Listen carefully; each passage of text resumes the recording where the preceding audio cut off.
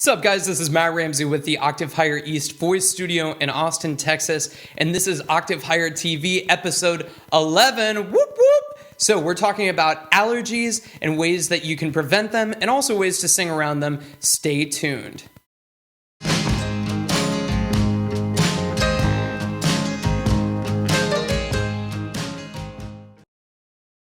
Well, guys, this week's question of the week comes from David Phillips, and David's a very curious student. I've had the pleasure of meeting him at some workshops, and first of all, he wishes us congratulations on Octave Higher TV episode 10, which I really appreciate. You guys watching means so much to me. His question is, with allergies being so prevalent in Austin, what are some ideas for keeping the nasopharyngeal system in good shape and ideas for singing around a vocal infirmity such as a postnasal drip? Okay, so the way that I see it, this is kind of a two-part question. So the first part is, how do you deal with allergies? Okay, so I know a whole lot of the people who are watching this episode may not be familiar with Austin or Texas in general, but Austin, Texas specifically is in central Texas, and it's at this beautiful intersection of the Edwards Aquifer, which is going to, supply a whole lot of water to an otherwise kind of dry area of the country. So this is actually a really beautiful part of Texas.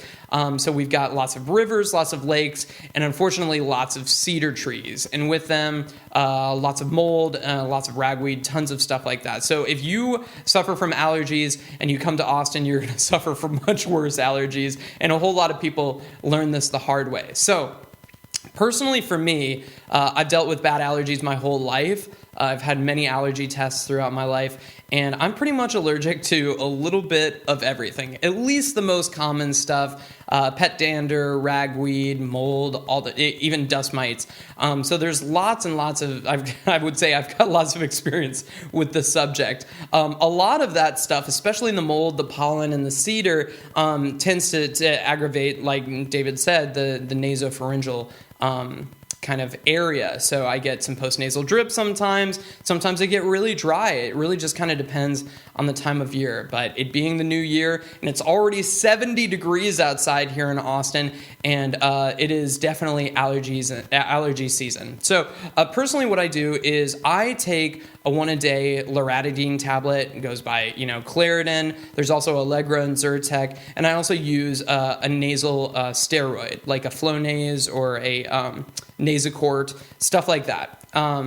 Now, I am not a huge fan of taking medicines. This is kind of the one exception for me because my allergies are so bad. However, there are plenty of natural remedies that you can go through. One of the most popular is a Neti Pot. So even if you have a cold or something as extreme as a cold or something as little as, just a little bit of postnasal drip and it's really just going crazy back there, a Neti Pot with a little saline solution is a fantastic way of going about that. In my younger broker days, I even used to take a little Pyrex measuring cup and just fill it with a little bit of the saline solution and put it in my nose, and it does not work nearly as well as a properly purchased Neti Pot, I promise you. It's worth the $15. However, those saline packets are really easy to replicate. I believe offhand the recipe is something like a teaspoon or a half a teaspoon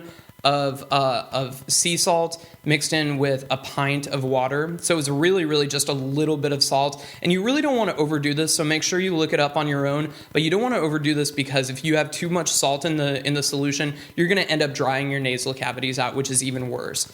Another reason why I recommend going the more natural route is because the nasal steroid that I take also results in dryness in my nasal cavity. So it's not perfect. For David, I know his kind of allergic reaction or his postnasal drip is a result of eating. And we've talked a little bit about how food affects the voice, and especially when it's kind of as aggressive or as acute as David's is. He mentions that, he makes sure that he doesn't eat right before he has to perform or something like that. So in general, you really kind of have to figure out what works for your own body.